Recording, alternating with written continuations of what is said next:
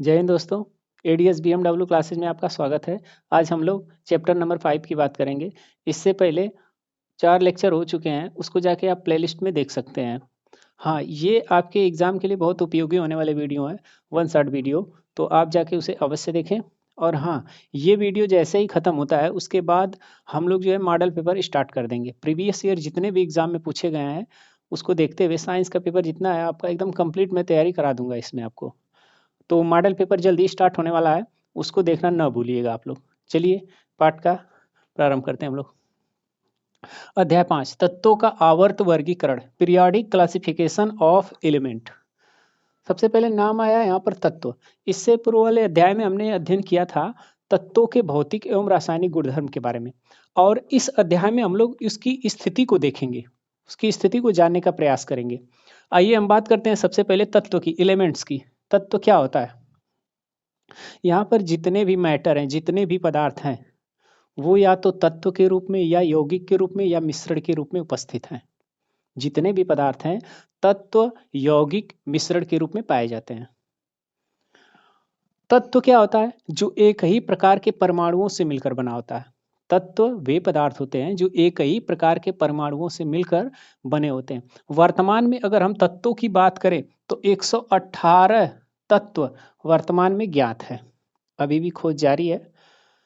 तो 118 तत्व हैं, उसमें से कुछ धातु है, कुछ अधातु है, और उसमें से कुछ उपधातु है। अच्छा, धातु की अगर हम बात करें, इनको अगर आप पीरियोडिक टेबल में आवर्त सारणी में देखेंगे, इनके नंबर की काउंट करेंगे तो लगभग आपको 92 प्राप्त होंगे धातु। अधातु की बात करेंगे तो 19 लगभग प्राप्त होंगे। उपधातु को अगर ज्ञात करेंगे तो 7 होंगे। टोटल अगर इनको ऐड कर देते हैं आप तो 118 तत्व आपको मिल जाएंगे। यानी कि अगर इनकी उपस्थिति पीरियोडिक टेबल में हम देखें, पीरियोडिक टेबल के बारे में आगे अध्ययन करना है। पीरियोडिक टेबल की एक झलक अगर देखें तो कुछ इस प्रकार।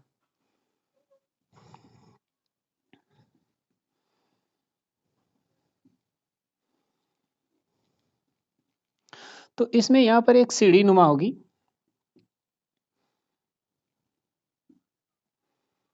ठीक है ना। जो सीढ़ी पर बैठे होंगे जितने एलिमेंट्स होंगे वो सब के सब उप धातु होंगे, और सीढ़ी से पहले जितने भी तत्व होंगे वो सब धातु कहलाएंगे, और सीढ़ी के उधर जितने भी तत्व आपको दिखेंगे ये सब के सब अधातु कहलाएंगे। यानी पीरियोडिक टेबल आवर सारणी में इनकी स्थिति लोकेशन को अगर आप देखें तो ये जो सीढ़ी दिख रही है, सीढ़ी पर जितने भी बैठे हैं वे उप धातु के अंतर्गत आएंगे, और सीढ़ी के बाईं तरफ जितने भी तत्व हैं वो धातु होंगे। सीढ़ी के दाईं तरफ जितने हैं अधातु है। इसमें से कुछ तत्व जो होते हैं यहाँ से कुछ उनको नीचे निकाल कर रखा गया है, लैंथेनाइड और एक्टिनाइड। लैंथेनाइड और एक्टिनाइड, चूंकि ये मृदा धातु हैं इसलिए इनको इस आवर्त सारणी के बाहर रखा गया है। ये मेंडलीव की आवर्त सारणी थी, इसके बारे में आगे हम लोग अध्ययन करेंगे। तो हम लोग मोटा मोटा क्या जान गए तत्व के बारे में? तत्व क्या है? जो एक ही प्रकार के परमाणु से मिलकर बना होता है। अब तक ज्ञात तत्व 118, उसमें धातु, अधातु, उपधातुओं की संख्या। ठीक, इसके बाद आता है वर्गीकरण की आवश्यकता क्यों? ये प्रश्न बनता है, एक पाठ का नाम भी वही, तत्वों का आवर्त वर्गीकरण। आखिरकार वर्गीकरण क्यों आवश्यक है? तत्व का हो या किसी चीज का हो, वर्गीकरण हम लोग इसको इस प्रकार भी समझ सकते हैं। जैसे मान लीजिए मेले हैं और मेले में झुंड है, उसमें आपको अगर कुछ पहचानना होगा तो आपको असुविधा होगी। इसके लिए हम क्या कर सकते हैं, हम उसमें क्या करेंगे, कुछ व्यक्ति को ग्राम सभा या कुछ वाइज से हम उसको बांट सकते हैं। जैसे गाजीपुर के एक तरफ हो जाए, बिहार के एक तरफ हो जाए, सैदपुर के एक तरफ हो जाए, जितने भी हैं हम उनको बांट देंगे क्षेत्र वाइज। और जैसे ही क्षेत्र वाइज बांट देंगे उसके बाद उनमें हम कक्षा वाइज भी बांट सकते हैं। कक्षा 9 वाले विद्यार्थी एक तरफ, 10 वाले एक तरफ हो जाए, 11 वाले एक तरफ हो जाए, 12 वाले एक तरफ हो जाए। अब उनके अंदर भी बंटवारा कर सकते हैं, छोटे कद वाले जितने एक तरफ हो जाए और बड़े कद वाले जो एक तरफ हो जाए। रेड टी शर्ट वाले एक तरफ हो जाए, ब्लू टी शर्ट वाले एक तरफ हो जाए। एक पिता के नाम वाले बच्चे एक तरफ हो जाए, एक माता के नाम वाले बच्चे एक तरफ हो जाए। इस तरह से जब हम क्लासिफिकेशन कर देंगे, उनका वर्गीकरण कर देंगे, तो कोई अधिकारी आएगा उसमें जानना चाहेगा, कक्षा 9 का कोई विद्यार्थी रेड टी शर्ट वाला अगर खोजना चाहेगा तो आसानी से वहां पहुंचकर उस व्यक्ति को वहां से निकाल सकता है। तो कुछ इसी प्रकार आपका आवर्त सारणी में भी है। आवर्त सारणी में अर्थात तत्वों का वर्गीकरण इसीलिए किया गया ताकि तत्वों के बारे में अच्छे से हम जानकारी प्राप्त करें, उसके बारे में समझें। तत्वों का वर्गीकरण की आवश्यकता, जो तत्व हैं उनको आसानी से पढ़ने और सुविधाजनक के लिए हम लोग उनका वर्गीकरण यानी क्लासिफिकेशन करते हैं। तो ये भी आंसर आपको क्लियर हो चुका होगा।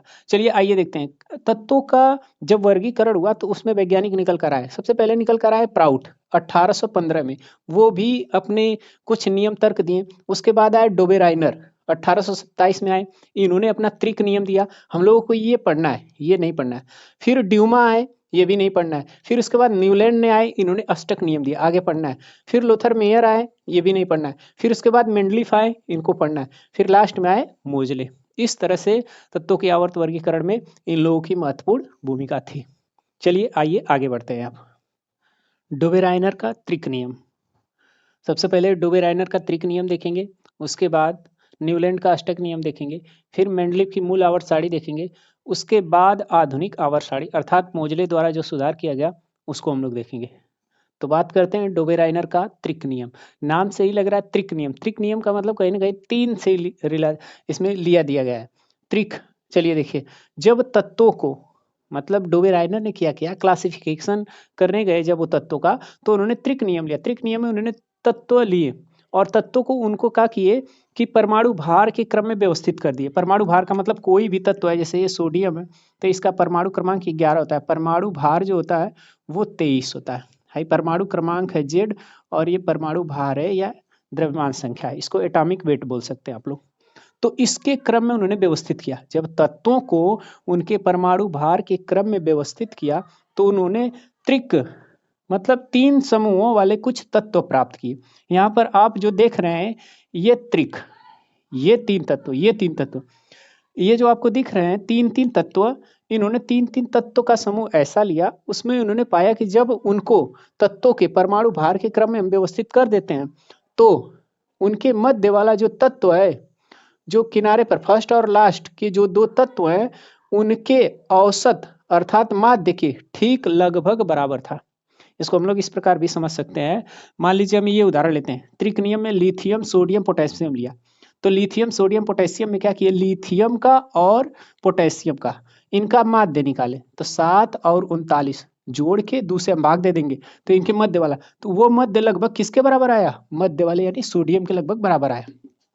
देखते हैं 39 और 7 अगर आप जोड़ते हैं तो 46 और भाग जब देते हैं तो कितना आ जाएगा 23, और ये लगभग किसके बराबर है, मध्य वाले के बराबर है।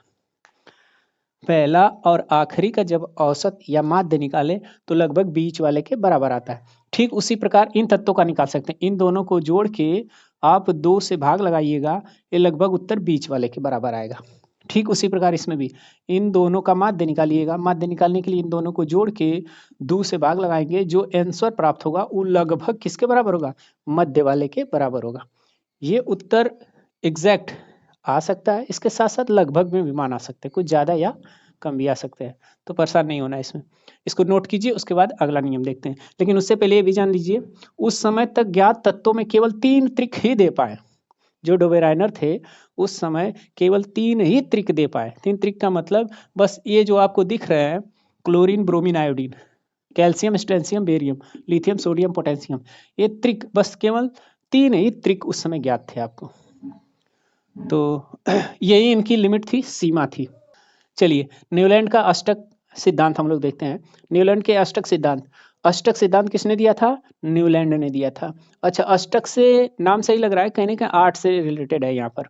तो जब न्यूलैंड आए उन्होंने क्या किया, तत्वों का क्लासिफिकेशन कर रहे थे तो 8 तत्व लिए और उन्होंने परमाणु भार के क्रम में जब तत्वों को रख दिया, उन्होंने बताया कि पहले तत्व की समानता अगले 8वें तत्व से मिलती जुलती है, या फिर ऐसे भी बोल सकते हैं अगले 8वें तत्व की समानता पहले तत्व से मिलती है। जैसे यहाँ पर आप कह सकते हैं सोडियम की समानता बिल्कुल लिथियम के समान है, यानी कि लिथियम है उसकी समानता किससे हो सकती है, तो उसके अगले 8वें वाले तत्व, जैसे एक पहले नंबर पे है, 2 3 4 5 6 7 और 8, यानी लिथियम की समानता किससे पाई गई, सोडियम से पाई गई।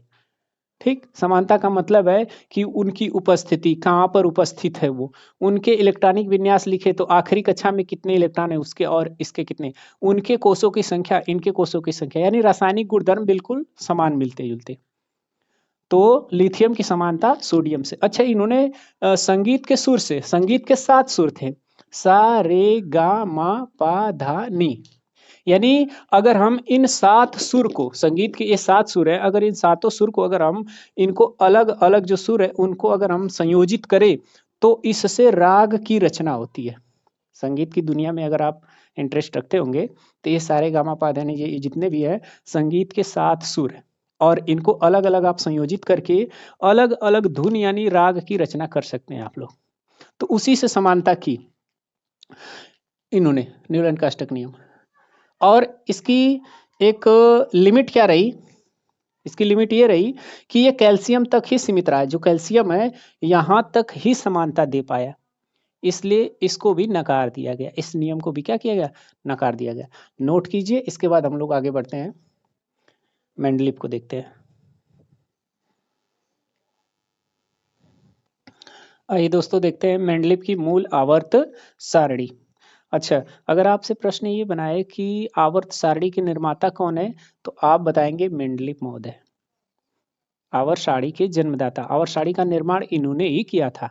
अच्छा, आवर्त सारणी के निर्माण से पहले इन्होंने क्या किया था, इनके समय में लगभग 63 तत्व, कुल 63 तत्व, कुल कितने ज्ञात तत्व थे, 63 तत्व।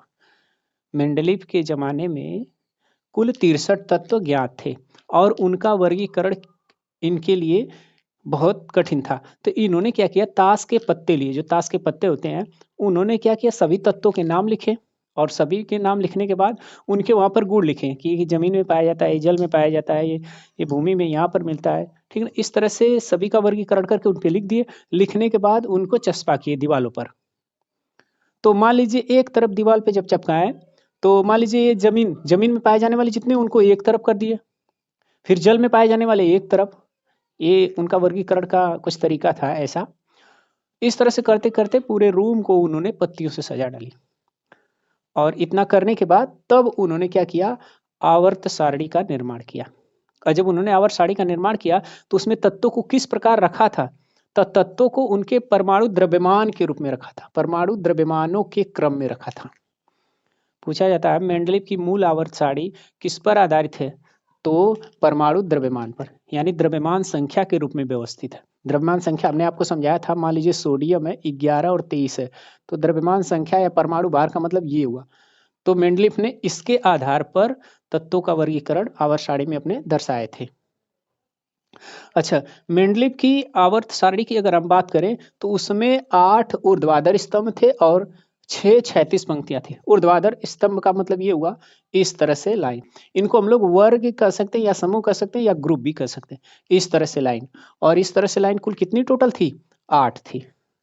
और हॉरिजॉन्टल लाइन की अगर हम बात करें कुल 6 थी, जिनको हम लोग आवर्त या पीरियड बोल सकते हैं, यानी इस तरह से जो लाइन है इसको हम लोग आवर्त बोलते हैं।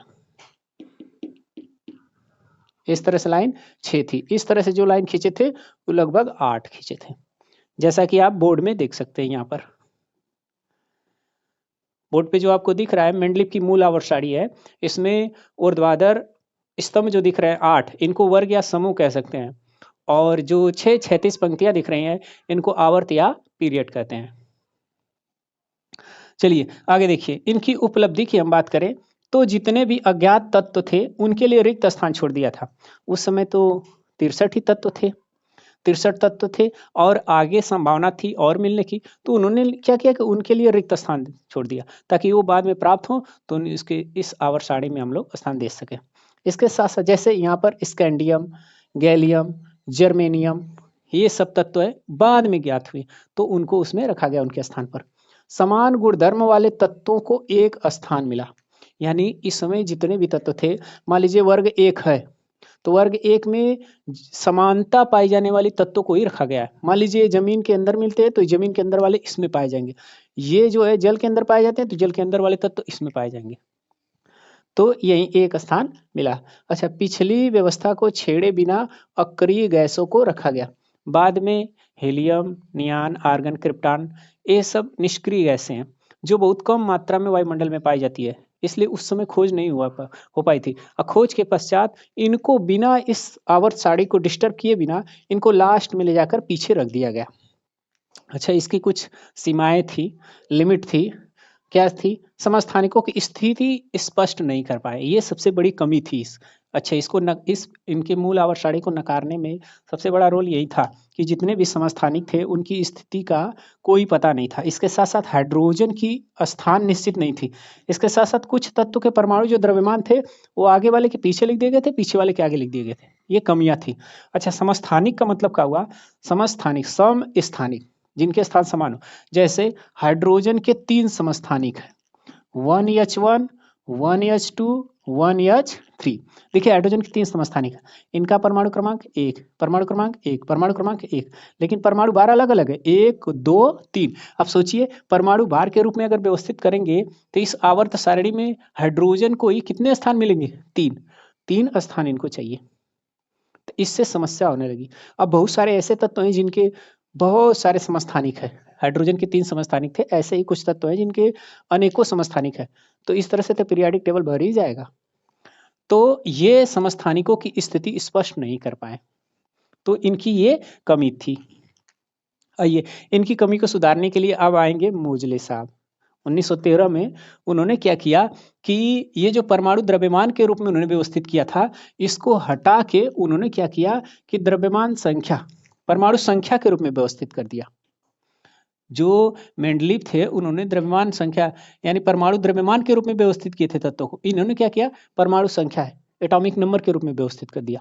और जैसे ही ये व्यवस्थित किए इसके जेड के रूप में, तो ये जितने भी समस्थानिक थे, देखिए 1H1, 1H2, 1H3 सबका परमाणु क्रमांक देख रहे हैं, एक एक है, उनकी एक ही स्थिति होगी हाइड्रोजन की। समस्थानिकों की स्थिति तुरंत बदल गई, स्थान मिल गए। तो वो मोजले ने क्या किया? उनमें सुधार कर दिया और उसी को नाम दे दिया जाता है आधुनिक आवर्त सारणी। तो आधुनिक आवर्त सारणी के जन्मदाता आपको मोजले कहेंगे। मोजले ने तत्वों को किस क्रम में रखा है आवर्त सारणी में तत्वों को? तो परमाणु क्रमांक के रूप में। मेंडलीव की मूल आवर्त सारणी किस क्रम में है? परमाणु भार या परमाणु द्रव्यमान के रूप में। ठीक है, नोट कीजिए।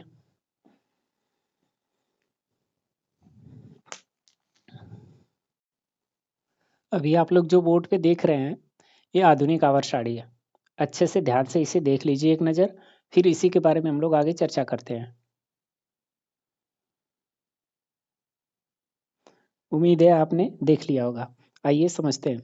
आधुनिक आवर्त सारणी जो मेंडलीव की मूल आवर्त सारणी थी, उसमें मोजले ने 1913 में संशोधन करके उसमें कुछ आगे उन्होंने क्या किया संशोधन? जहाँ द्रव्यमान मतलब परमाणु द्रव्यमान था वहां पर परमाणु संख्या के रूप में तत्वों को व्यवस्थित कर दिया। अब परमाणु संख्या के रूप में व्यवस्थित करके इस आवर्त सारणी को तैयार कर दिया। वही आधुनिक मूल आवर्त सारणी हो गई आपकी। तो इसमें अगर आधुनिक आवर्त सारणी में अगर हम बात करें, यहाँ पर छोटा सा स्वरूप आपको दिख रहा होगा, इसमें हम अगर बात करें तो जो ऐसे खड़ी लाइन होगी, ठीक ना, वर्टिकल, तो इसको हम लोग क्या कहेंगे? वर्ग कहेंगे। वर्ग या समूह। यहाँ पर जो दिख रहे हैं 18 ऊर्ध्वाधर पंक्ति है, वर्टिकल लाइन जो है, जिसको वर्ग या समूह कहेंगे या ग्रुप कहेंगे, जो इस तरह से दिखाई दे रहे। 1, 2, 3, 3 से लेकर 12 तक यहाँ है, फिर इसके बाद 13, 14, 15, 16, 17, ये क्या हो गया? 18। कुल 18 वर्ग है इसमें। अगर हम बात करें 36 पंक्ति की, जो ऐसे ऐसे लाइन है 36 पंक्तियों की, तो वो लगभग 7 है और उनको हम लोग क्या कहते हैं? आवर्त या पीरियड। 1, 2, 3, 4, 5, 6, 7। तो मूल आवर्त आधुनिक आवर्त सारणी में आवर्त की संख्या कितनी होती है? आप बोलेंगे 7। वर्ग या समूह की संख्या कितनी होती है? 18। आधुनिक आवर्त सारणी में जो तत्वों का वर्गीकरण है वो किसके आधार पर है? परमाणु संख्या के आधार पर। मोटी मोटी ये बात याद रखनी। अच्छा, इसमें कुछ तत्व ऐसे हैं 58 से लेके 71 तक, जिनको लैंथेनाइड, ये दुर्लभ मृदा तत्व हैं, इनको आवर्त सारणी के ठीक नीचे रखा गया है। इसके साथ साथ 90 से लेकर 103 तक इनको एक्टिनाइड्स कहते हैं, या स्टार है, स्टार की जगह पे लैंथेनाइड, एक्टिनाइड, उनको आवर्त सारणी के नीचे रखा गया है। और हमने कहा था जितने भी तत्व हैं उसमें कुछ धातु है, कुछ अधातु और कुछ उपधातु है। तो ये जो सीढ़ी आपको दिखाई दे रही है, रेड वाले जितने तत्व दिख रहे हैं, ये आपके उपधातु के अंतर्गत आते हैं। और इसके बाईं तरफ, सीढ़ी के बाईं तरफ जितने हैं सब के सब धातु हैं, और सीढ़ी के दाईं तरफ जितने हैं अधातु है। धातु का मतलब ये हुआ जो इलेक्ट्रॉन त्याग कर धनायन बनाने की प्रवृत्ति रखते हैं। अधातु जो इलेक्ट्रॉन ग्रहण कर ऋण आयन बनाने की प्रवृत्ति रखते हो। उपधातु में क्या होता है, धातु और अधातु दोनों के गुणधर्म पाए जाते हैं, उन्हें हम क्या कहते हैं, उपधातु। 7 इनकी संख्या आप देख रहे होंगे। चलिए आइए इसके बारे में और जानकारी देखते हैं। अच्छा, ये जैसे ही इसको हमने परमाणु संख्या के रूप में व्यवस्थित किया, समस्थानिकों की स्थिति एकदम बिल्कुल स्पष्ट हो गई। क्योंकि जैसे कि मान लीजिए समस्थानिक हाइड्रोजन के 3 समस्थानिक थे, 1H1, 1H2, 1H3। जब हम इसके परमाणु भार के रूप में व्यवस्थित करेंगे, इनको 3 स्थान देना होगा सारणी। लेकिन जैसे ही परमाणु संख्या के रूप में हम व्यवस्थित करेंगे, इसे परमाणु संख्या के रूप में व्यवस्थित करेंगे, इनको एक ही जगह केवल देना होगा। तो हाइड्रोजन की स्थिति स्पष्ट हो गई जब इन्होंने परमाणु संख्या के रूप में व्यवस्थित किया। अच्छा, परमाणु संख्या को हम लोग किससे दर्शाते हैं, जेड से। किसी भी परमाणु के नाभिक में उपस्थित जो प्रोटॉन की संख्या होती है, प्रोटॉन की संख्या होती है, उसी को हम लोग परमाणु संख्या कहते हैं, इसे जेड से दर्शाते हैं। इसको नोट कीजिए। फिर इसके बाद आवर्त सारणी के ही बारे में आगे देखते हैं, किस प्रकार इसकी त्रिज्या ऊर्जा बढ़ती जाती है। आवर्त में सभी तत्वों में कोषों की संख्या समान होती है। यानी अगर हम आधुनिक आवर्त सारणी में देखें तो इनमें आवर्त में सभी तत्वों के कोषों की संख्या समान होती है। कोष का मतलब के, यल, यम, यन जो कोष होते हैं उनकी संख्या समान होगी। किसकी बात करें हम लोग, आवर्त में। चलिए बाएं से दाएं तरफ जितना आपको दिख रहा है, आवर्त की संख्या कितनी है, टोटल 7 है। कोई भी एक आवर्त ले लीजिए, उसमें आप पाएंगे कोषों की संख्या समान होगी। उदाहरण सहित देखते हैं हम लोग। चलिए यहाँ लेते हैं लिथियम, बेरिलियम, यहाँ बोरान है दोस्तों, सॉरी। चलिए हमने उसको भर दिया, तो हम यही दूसरा आवर्त ले लेते हैं। आवर्त नंबर 2 की बात करते हैं। आवर्त नंबर 2 की बात करते हैं। आवर्त नंबर 2 में कौन है, लिथियम है, बेरिलियम है, बोरान है, कार्बन और नाइट्रोजन। लिथियम 3 नंबर पे है परमाणु संख्या इसकी, और इसका जो द्रव्यमान संख्या, परमाणु संख्या जो है 4 है, इसका 5 है, इसका 6, इसका 7 है। चलो इसका इलेक्ट्रॉनिक विन्यास लिखते हैं।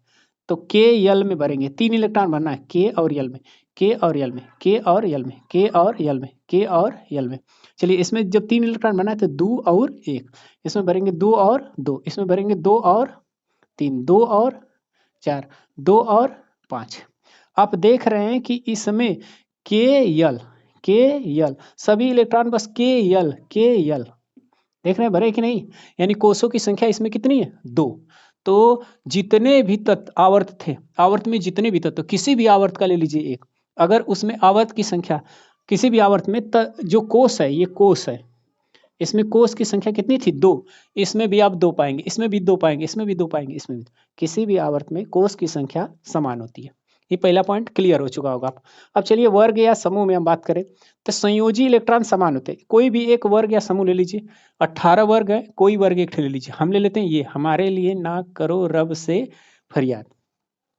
चलिए लेते हैं इसको, हाइड्रोजन, लिथियम, सोडियम, पोटेशियम, इनको लेते हैं। इनका परमाणु क्रमांक 1, 3 और 11, 19। इनका इलेक्ट्रॉनिक विन्यास लिख देते हैं हम लोग।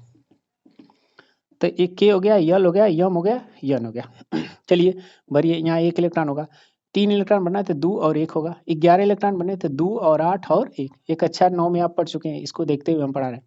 यहाँ 2 होगा, यहाँ 8 होगा, यहाँ 8 होगा, यहाँ 1।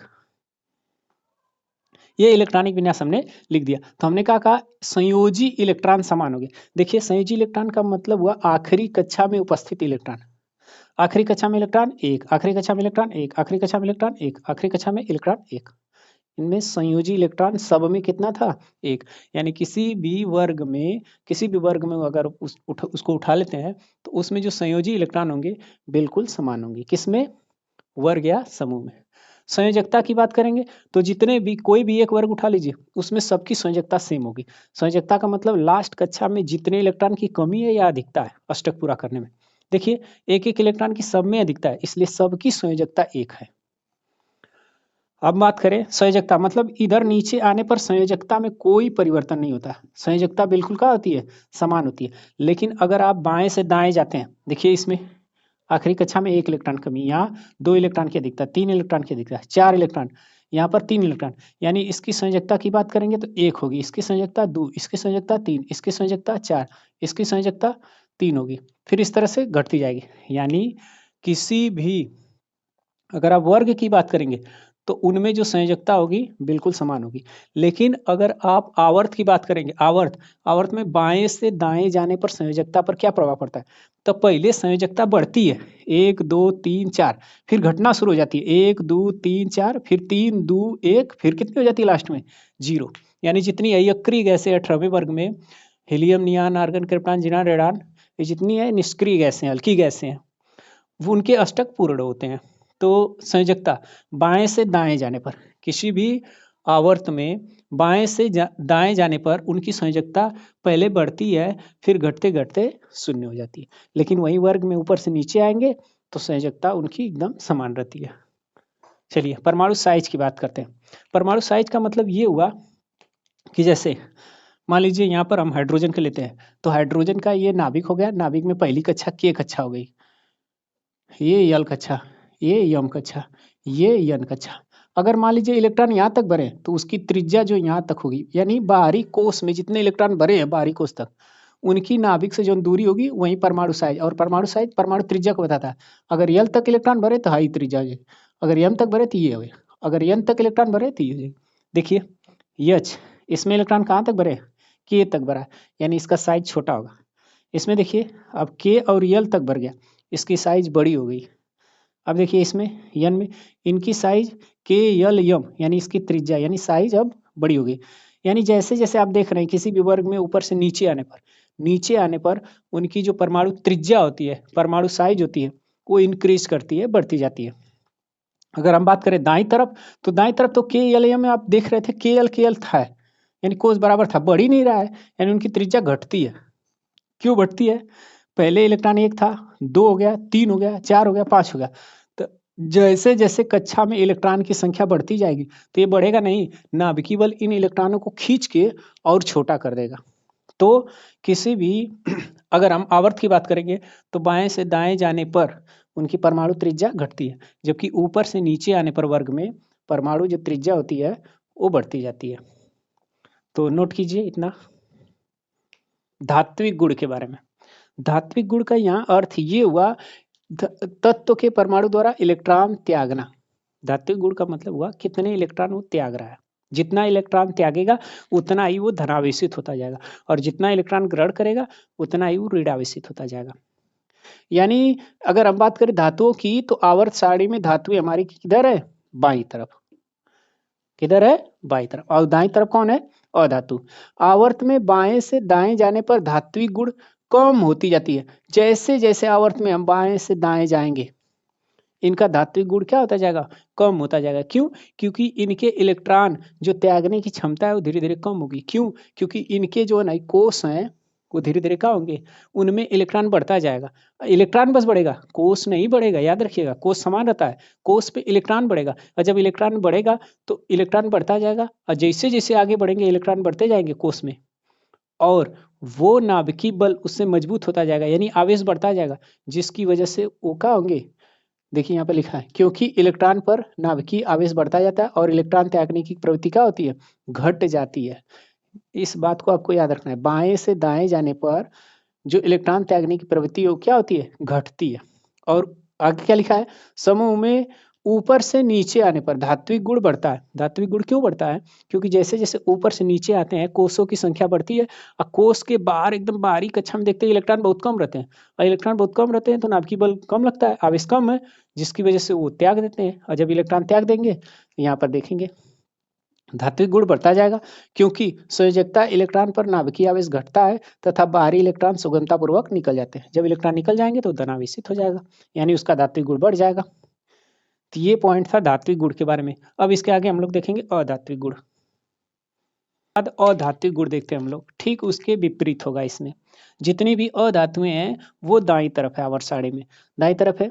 जितनी भी अधातु है, अधातु विद्युत ऋणात्मक होती है, क्योंकि ये क्या करती है? इलेक्ट्रॉन को ग्रहण करती है। आवर्त में बाएं से दाएं जाने पर अधात्विक गुण क्या होता है? बढ़ता है। धात्विक में क्या हो रहा था? घट रहा था, और इसमें क्या होता है? बढ़ता है। क्यों बढ़ेगा? क्योंकि उनमें कोष तो वही रहते हैं, लेकिन इलेक्ट्रॉन बढ़ते जाते हैं। जैसे जैसे इलेक्ट्रॉन बढ़ते जाएंगे, जैसे इसको एग्जाम्पल से आप समझ सकते हैं। मान लीजिए नाभिक था, न्यूक्लियस, इसमें पहली कक्षा 1 इलेक्ट्रॉन है। ये कोई नाभिक है, इसमें 2 इलेक्ट्रॉन हो गए। ये कोई नाभिक है, इसमें 1 इलेक्ट्रॉन 2 इलेक्ट्रॉन, 1 2 3 4 5 6 7 8। अगर हम बात करेंगे देखिए इसमें भी कोस 2 ही है, 1, इसमें भी कोस 3 है, इसमें इलेक्ट्रॉन 3 और 4 होगा। देखिए इसमें के और यल 2 है, इसमें भी के और यल, इसमें भी के और यल है, लेकिन इसमें के और यल में के में 2 इलेक्ट्रॉन भरे हैं, यल में 1 2 3 इलेक्ट्रॉन है, इसमें के में 2 इलेक्ट्रॉन है और यल में कितने हैं 4 इलेक्ट्रॉन है, इसमें 3 इलेक्ट्रॉन, इसके बारी कक्षा में 1 2 3 4 8 इलेक्ट्रॉन है। यानी आप देख रहे हैं इलेक्ट्रॉन की संख्या बढ़ती है, कोष वही रहता है, इलेक्ट्रॉन बढ़ेगी और जैसे जैसे इलेक्ट्रॉन बढ़ेगा इनमें नाभिकीय बल का होता जाएगा, मजबूत होता जाएगा, इसलिए इलेक्ट्रॉन तो त्याग नहीं पाएंगे, और जब इलेक्ट्रॉन त्याग नहीं पाएंगे तो उनके अधात्विक गुण का होंगे बढ़ेंगे, यानी इलेक्ट्रॉन को ग्रहण करने की शक्ति आ जाती है। ठीक समूह में उल्टा होता है, अधात्विक गुण का होते जाते हैं कम, क्योंकि जैसे जैसे हम नीचे बढ़ेंगे उनमें कोषों की संख्या बढ़ती जाती है और इलेक्ट्रॉन कम होते जाते हैं, इलेक्ट्रॉन कम होंगे तो वो धीरे धीरे क्या होंगे, इलेक्ट्रॉन को त्यागेंगे, तो इनका अधात्विक गुण का होगा कम। अच्छा दोस्तों एक आता है विकर्ण संबंध। विकर्ण संबंध मतलब तत्वों को इस क्रम में रखा गया है तो उनका विकर्ण संबंध यानी लिथियम का मैग्नीशियम से होगा, बेरिलियम का एल्युमिनियम से और बोरान का किससे, सिलिकॉन से।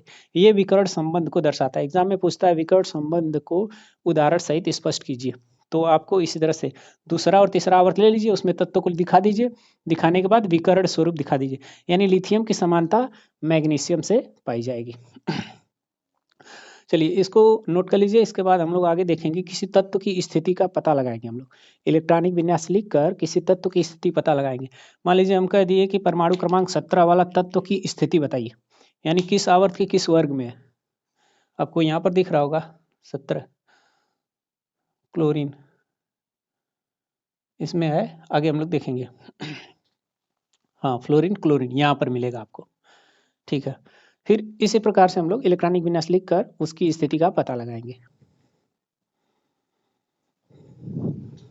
देखते हैं हम लोग किसी भी तत्व का आवर्त सारणी में उसका लोकेशन क्या है, एग्जैक्ट कैसे पता लगाएंगे।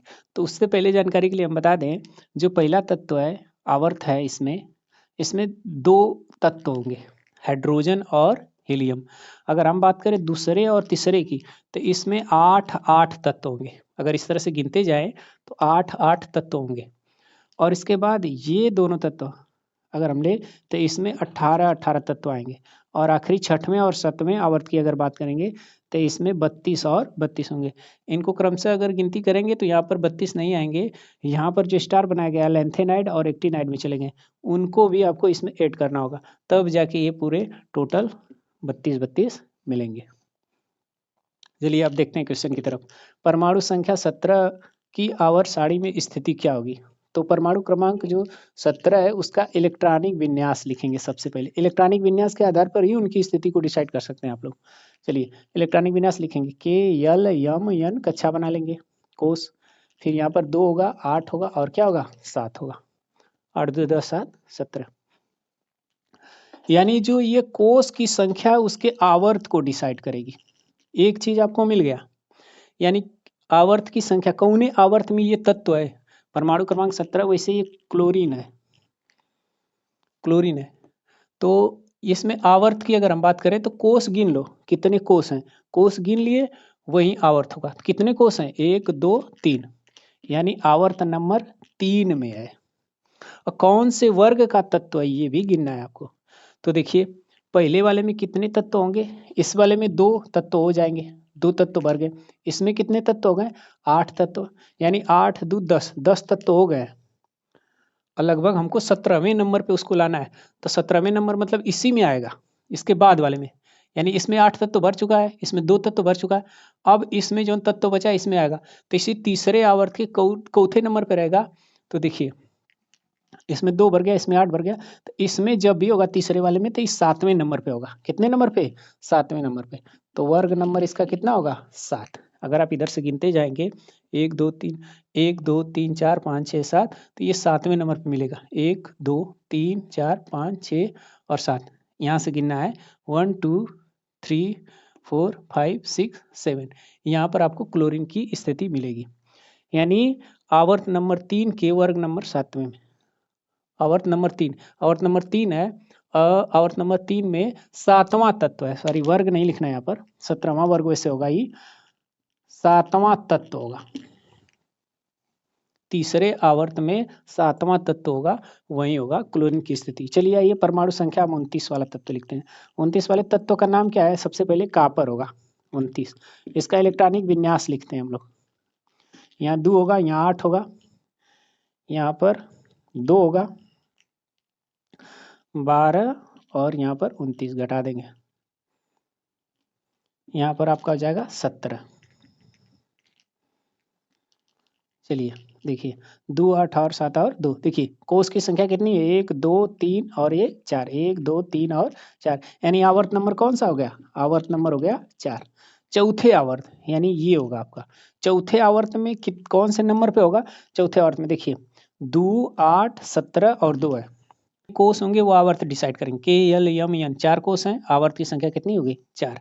अब आवर्त नंबर 4 में चौथा नंबर पे है, चौथा तत्व 11वां 12वां 13वां कौन सा नंबर है ये देखिए। तो आपको पूरा टोटल 29 देख रहे हैं, 29 भरना है।